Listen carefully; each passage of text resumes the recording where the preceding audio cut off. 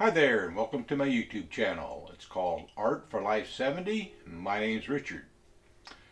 This is the second part of my series of videos on how to paint flowers into my watering can.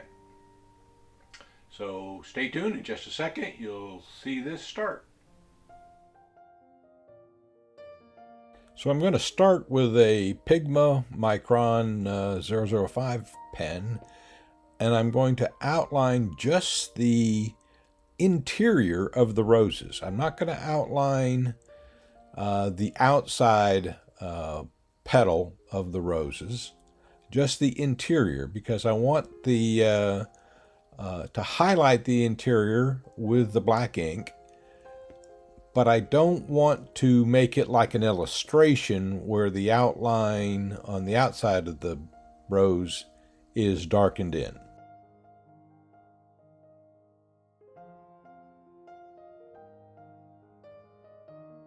So here you'll see me adding lines inside the rose that are not on the drawing underneath. What I'm doing is I'm sort of making up the interior as I go, but based on the interior that was started on the drawing underneath.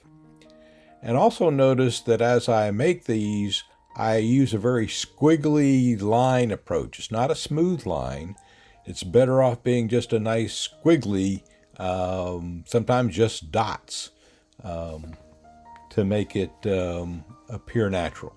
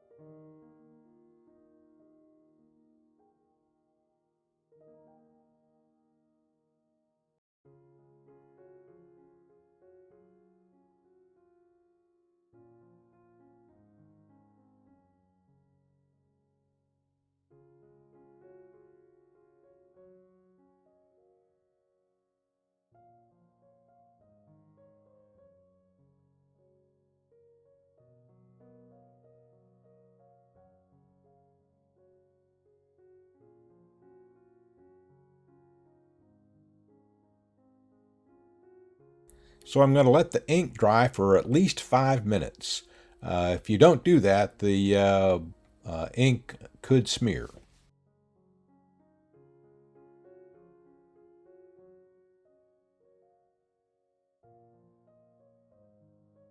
So the first color I'm going to paint with is the Crimson Lake, and that's the second one from the left on the lower set of paints. There are two flowers that are going to be that color because those two flowers are attached to the same stem. So I've made two little puddles on my palette. The bigger puddle you can see there at the bottom of the palette, and that's going to be the lighter color. And I've made a darker color, which is just out of camera range, which I'm sorry about. So there'll be a dark and a light version of this crimson in that palette. And you just might have noticed a second ago that I cleaned the brush thoroughly before I dipped back into the lighter color of this Crimson Lake.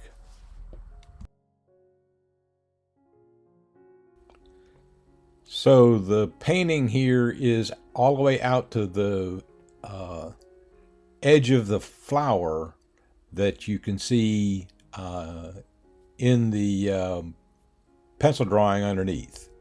Okay, remember, I'm not going to ink it in on the outer edge of the flower. The only ink I'm going to use is on the interior of the flower. This first coat is going to be as light as possible, just because the rule in watercolor painting is to always paint dark colors over lighter colors. And so in this case, I'm painting the lightest color on top, the lightest shade of this crimson on top, and then the darker shade of crimson will be going on top of that after I let it dry.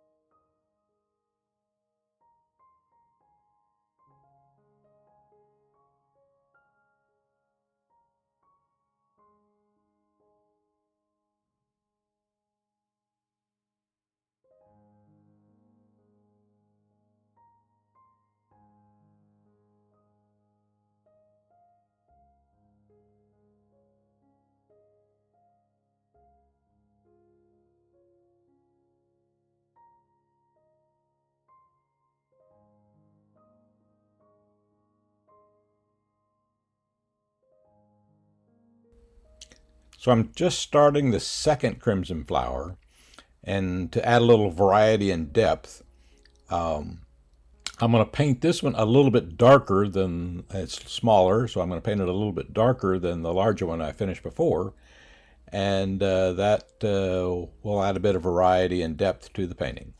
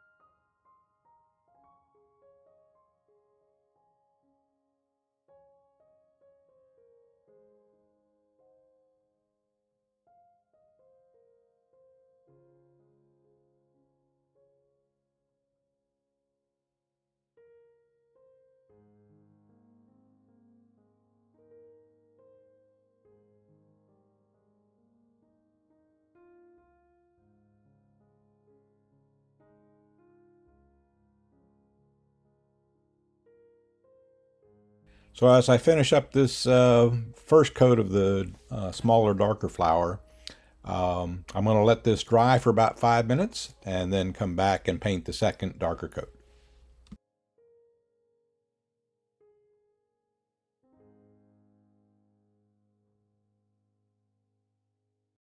The darker puddle of that you can't see of the crimson was just a little dry, so I put a couple of drops of water in that just to get it flowing again. And now the darker paint is going to start in the center of each of the flowers, and then add a bit of darkness where the petals are, just to have a bit of light and dark throughout the flower.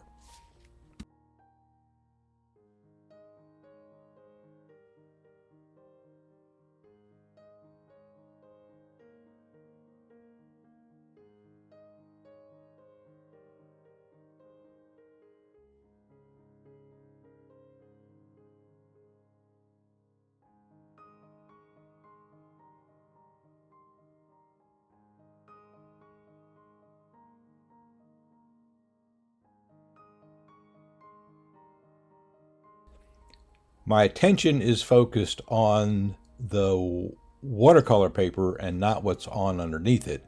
So I'm looking to see where all the ink spots are and painting around them, but not following necessarily them exactly, because will put darker places even where there's no ink that I put down.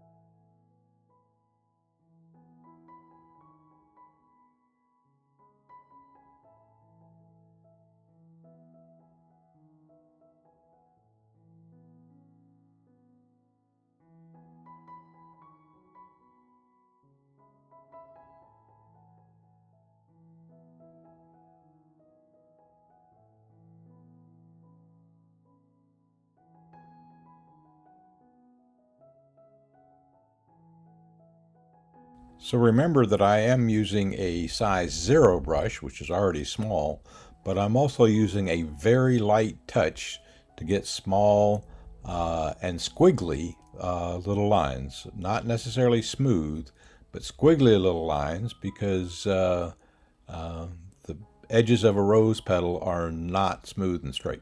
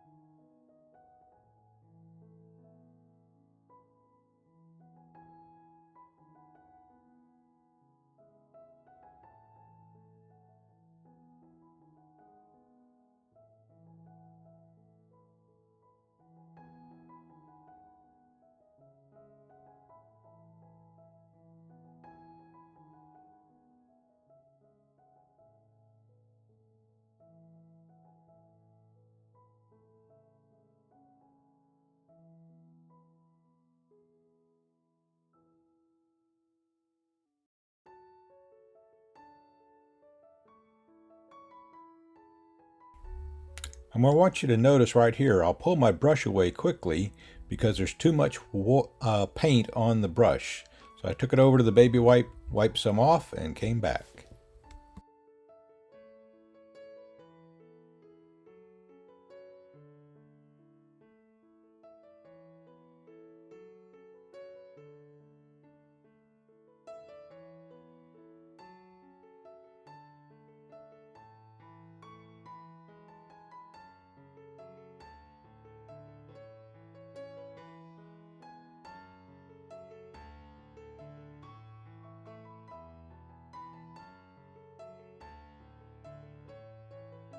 Here are what the roses look like close up.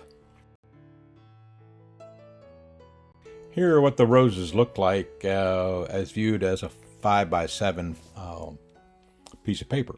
Paintings look better when viewed from a distance.